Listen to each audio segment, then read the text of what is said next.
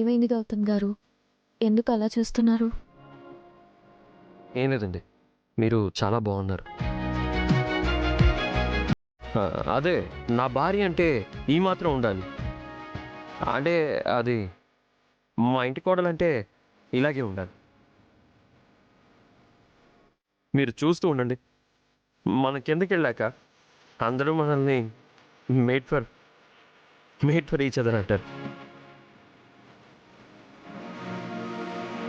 Sorry అండి, నేను ఏదేదో మాట్లాడుతున్నాను కదా,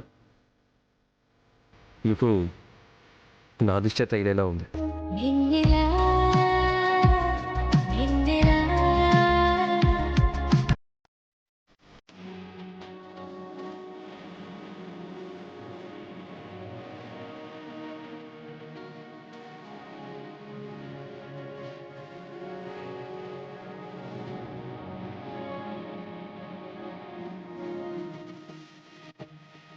ఇప్పుడు మీకు ఎవరి దిష్టి తగలదు.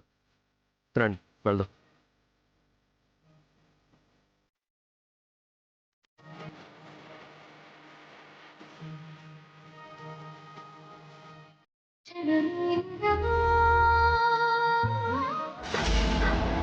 పెళ్ళైన వెంటనే రిసెప్షన్ చేద్దాం అనుకున్నాం, కానీ అనుకోని ఆటంకాలొచ్చి లేట్ అయిపోయింది. ఫైనల్గా ఇప్పుడు చేస్తున్నాం.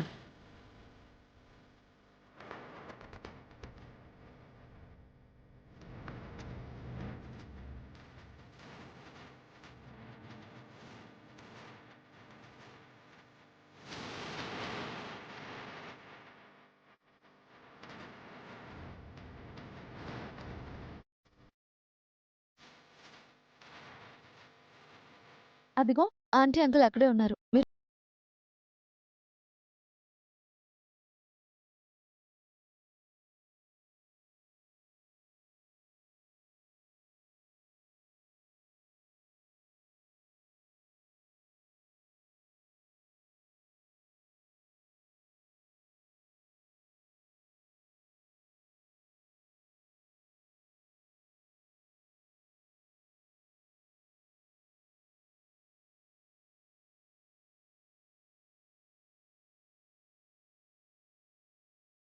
సంతాపం తెలిపే అహల్య విషయం రాబట్టాలి.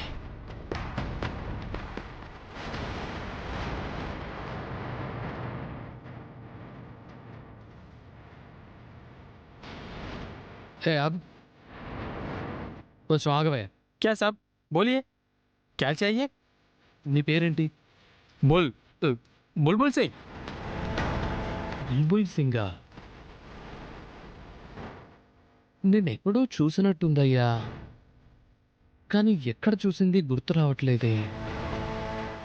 గుర్తు చేసుకోండి సార్, నేను ఇప్పుడే వస్తాను, నాకు చాలా పనులు ఉన్నాయి. వెళ్ళండి.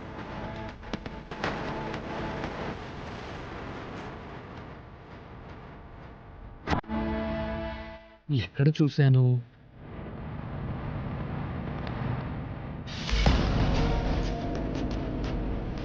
సార్ కూల్ డ్రింక్ సార్, తీసుకోండి.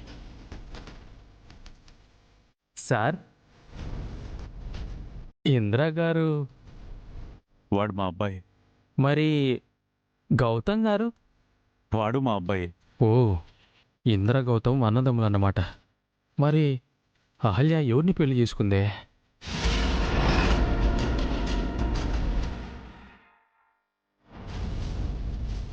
మీకు మా అబ్బాయి తెలుసా? ఇందిరా గారు తెలుసు సార్, మొన్న అమర్నాథ్ యాత్రకు వెళ్ళినప్పుడు కలిసామన్నమాట. ఓ అవునా?